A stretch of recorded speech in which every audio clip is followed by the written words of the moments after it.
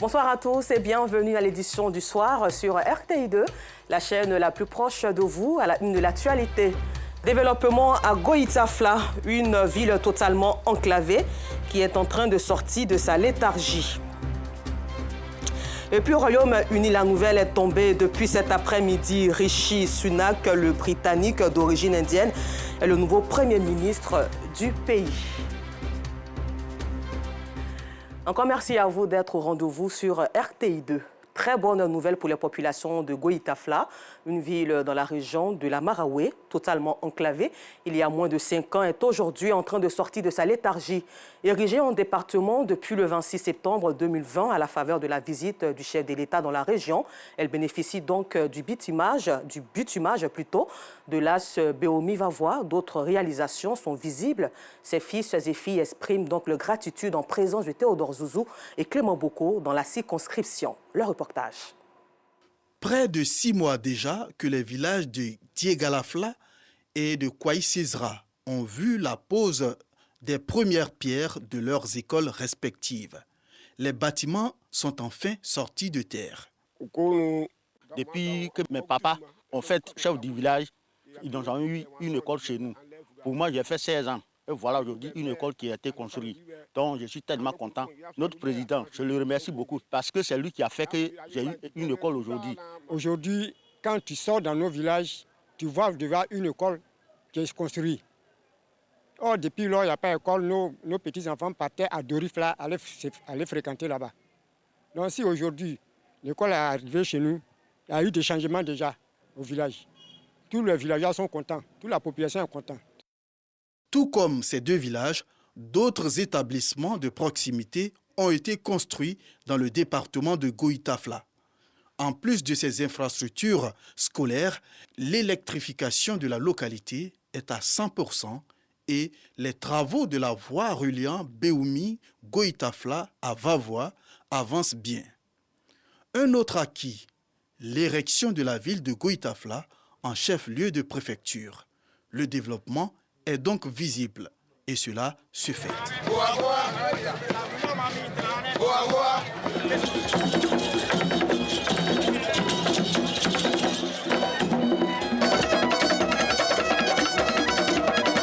Une reconnaissance au président de la République pour les actions posées pour sortir Goïtafla de sa léthargie. Une concentration d'action à tous les niveaux. Là, on peut commencer par l'éducation. On a reçu 4 collèges pour le jeune département de Goïtafla. Les écoles primaires, il y en a plus de 5 qu'on a obtenues en moins de 10 ans.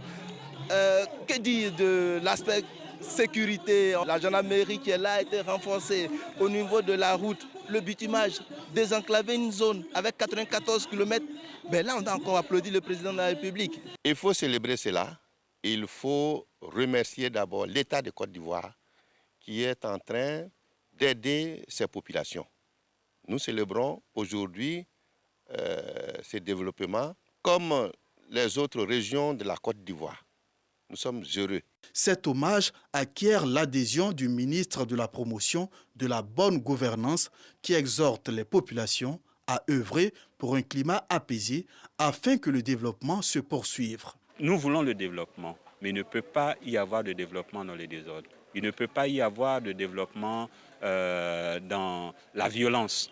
Nous avons donc invité l'ensemble de la population et surtout les jeunes à faire preuve de discipline et à ne pas se laisser instrumentaliser à l'occasion des joutes électorales. Les populations ont un seul intérêt, c'est le développement, c'est les infrastructures, c'est l'eau, c'est les routes, c'est l'électricité. Aujourd'hui, Goïtafla, c'est 100% de taux d'électrification des villages. C'est ce que nos populations demandent. Et c'est ça le but de la politique. Ce nouveau département de la région de la Maraoué constitue l'un des greniers de la Côte d'Ivoire en matière de vivriers. Ces populations plaident pour le bitumage de l'axe Manfla-Goïtafla, long de 9 km. Retour à Abidjan où au chapitre santé pour le mois d'octobre rose, lutte contre le cancer, elle a décidé de prévenir que de guérir. À cet effet donc, la Fondation Femmes Sunamite en Action a organisé une séance de dépistage gratuit du cancer du sein et de col de l'utérus à l'ISTC Polytechnique de Cocody. Et selon Yacouba Koulibaly et Georgette Ido Fofana, cette activité s'inscrit dans le cadre de la lutte pour le relèvement de la dignité de la femme et surtout de son bien-être. Le reportage.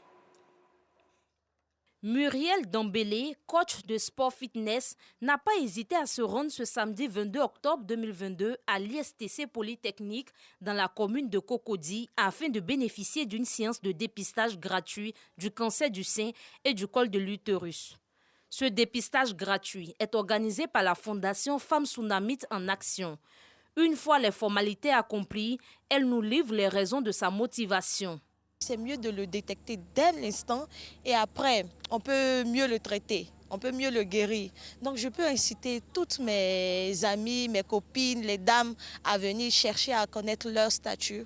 Cette initiative de Muriel Dambélé est encouragée par la Fondation Femmes Sunamite en Action. Je voudrais inviter toutes les femmes, toutes les mamans, toutes les jeunes filles à vraiment se rapprocher de tout ce qu'on appelle le dépistage volontaire. C'est tellement important pour nous parce qu'une mère absente dans un foyer, c'est toute une famille qui bascule. Donc tout le monde doit prendre ce dépistage à cœur. Claudine Dossou, spécialiste de santé, évoque des possibilités de prise en charge des malades.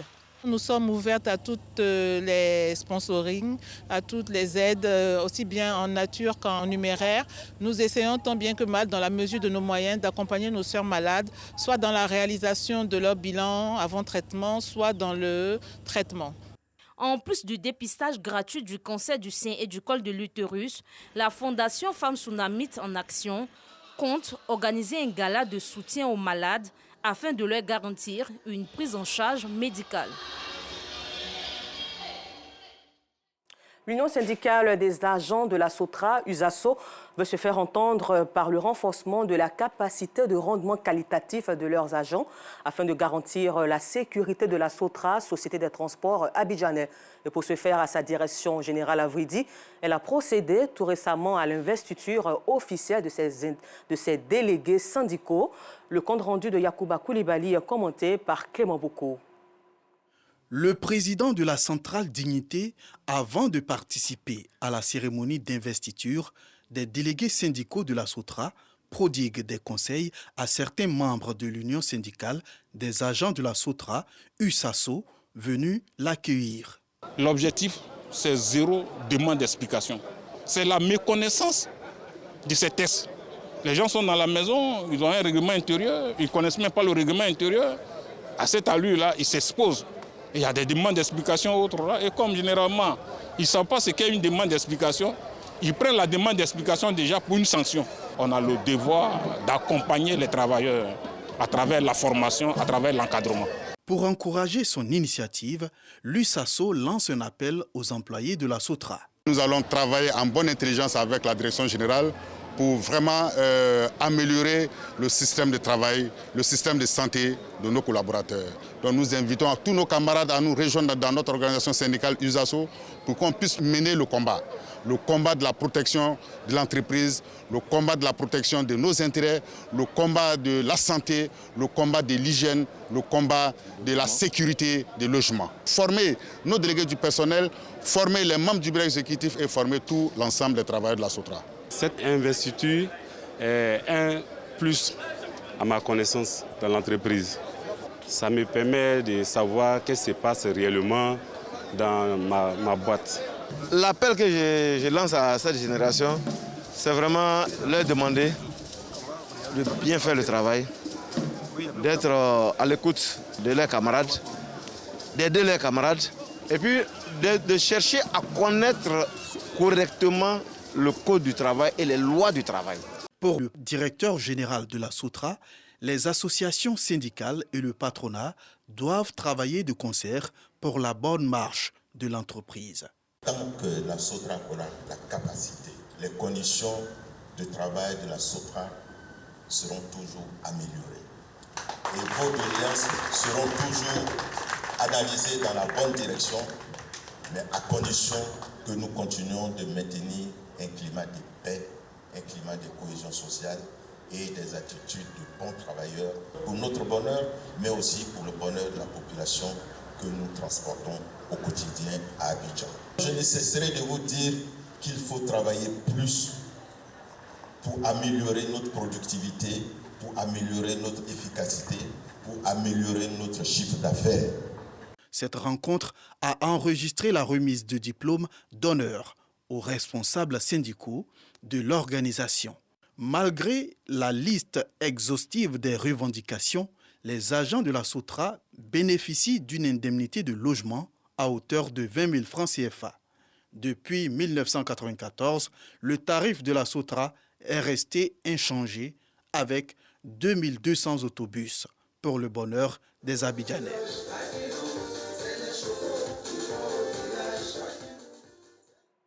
En culture, la semaine silencieuse où la retraite de Lodo Ngbolé a eu lieu ce dimanche 23 octobre 2022 à Grand-Bassam, au quartier France. C'est le démarrage de l'Abissa. Cette période passive va durer une semaine avant la danse de l'Abissa.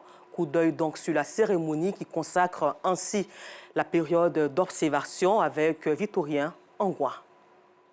L'Abissa au service de la paix et de la cohésion sociale. Thème de la fête du Nouvel An du peuple Nzima Kotoko de Côte d'Ivoire. Le top départ a été donné ce dimanche 23 octobre au quartier France à Grand-Bassam pour le bonheur des Nzima et de leurs invités. Sans cohésion, sans paix, il ne peut pas avoir de développement.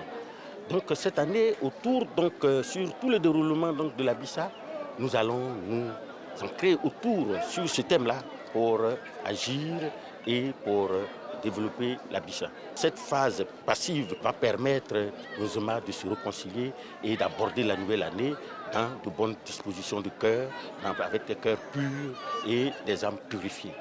Le Siedou ou la retraite de le Dombolé est une période de recueillement, de préparation des cœurs à la cohésion et à la paix avant les manifestations publiques de l'Abissa. La rencontre entre les dépositaires de l'Abissa, la famille Mvavile et la notabilité, les chefs de famille et les membres du comité d'organisation s'est bien passé. Tout un rituel précède la sortie de l'Edombolé qui, depuis ce dimanche 23 octobre, est à la retraite. Il en sortira une semaine après pour le Guazo ou la remise du tam-tam au peuple par le roi. Ainsi commencera la danse. Cette année, hommage sera rendu au président de la République lors de la journée du mardi. Hors de nos frontières au Burkina Faso, selon l'armée, au moins 10 soldats ont été tués et une cinquantaine d'autres blessés dans une attaque contre une base militaire ce lundi matin à Djibo, dans le nord du pays. Ce nord du pays qui est le théâtre régulier d'attaques de la part de groupes islamistes armés depuis 2015. L'incapacité du pouvoir à mettre fin à ces violences a donc conduit l'armée à commettre 2 coups d'État depuis le début de l'année. Un premier en janvier et le deuxième le mois dernier. En Europe, au Royaume-Uni, très bonne nouvelle, depuis cet après-midi, le conservateur britannique d'origine indienne Rishi Sunak est le nouveau Premier ministre à la suite de Liz Truss.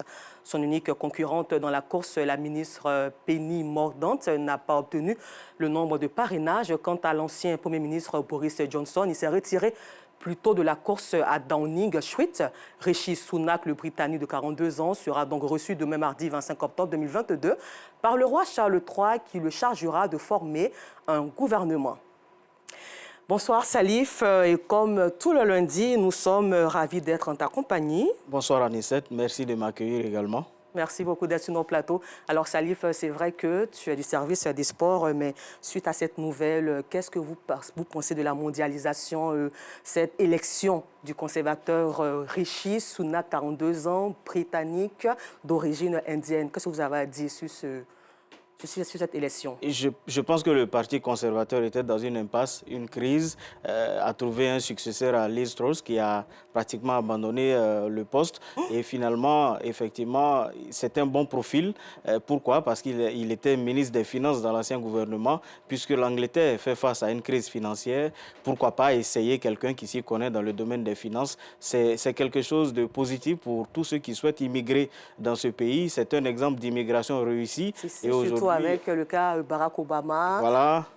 Aujourd'hui, c'est la parfaite illustration qu'on peut immigrer, s'installer et vraiment montrer ce qu'on a à vendre en retour et défendre, pourquoi pas, le pays d'accueil. Alors, on espère donc qu'il sera très performant et pourra relever ce challenge. On l'espère en tout cas. Alors, Salif, avant de revenir encore à toi, nous passons tout de suite à cet élément sur le sport. L'État ivoirien lance un autre ambitieux chantier de construction de piscines dans le district d'Abidjan. Ce programme d'envergure, dénommé Aisance aquatique, prend en compte la réhabilitation de la piscine de Boaké, celle de Bingerville, ainsi que la construction des piscines d'Abobo, Atekoubé, Yopougon, Marcory et Koumassi. Ce programme a également vocation d'aider à la formation des formateurs, à la promotion de la natation en Côte d'Ivoire en tant que discipline sportive.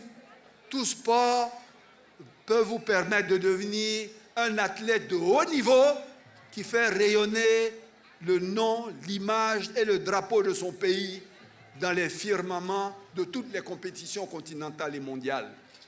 Et on peut avoir des médaillés d'or ici à Abobo en natation.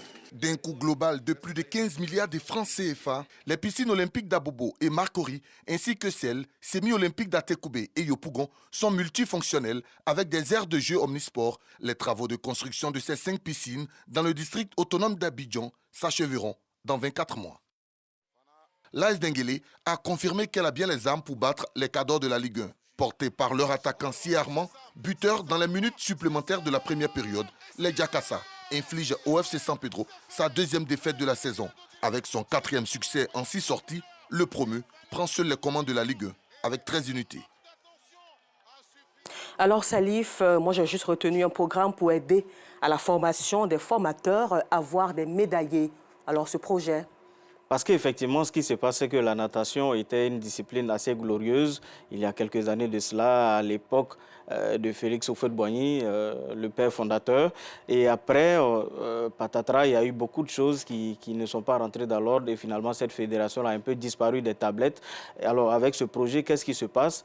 2 piscines olympiques, 3 semi-piscines olympiques. Ça veut dire simplement que l'État de Côte d'Ivoire veut réinvestir dans cette discipline-là qui a tant donné avant à la Côte d'Ivoire. Donc, pourquoi former les formateurs? Former les formateurs pour les remettre à niveau parce que toutes les disciplines évoluent. La natation, vous savez, les règles de jeu et tout, ça a évolué aussi avec le temps. Donc, il faut déjà former les formateurs, mais également avoir une sorte de relève. Ça se passe effectivement dans les écoles. Et il va falloir donc redynamiser l'OASU, qui est pratiquement le cheval du gouvernement au niveau de la politique sportive. Donc, amener de nouveaux élèves, en classe de 6e, 5e, 4e et tout, à participer à des compétitions OASU en natation. Alors, participer à des compétitions OASU en natation et surtout avoir des médaillés, surtout à l'international.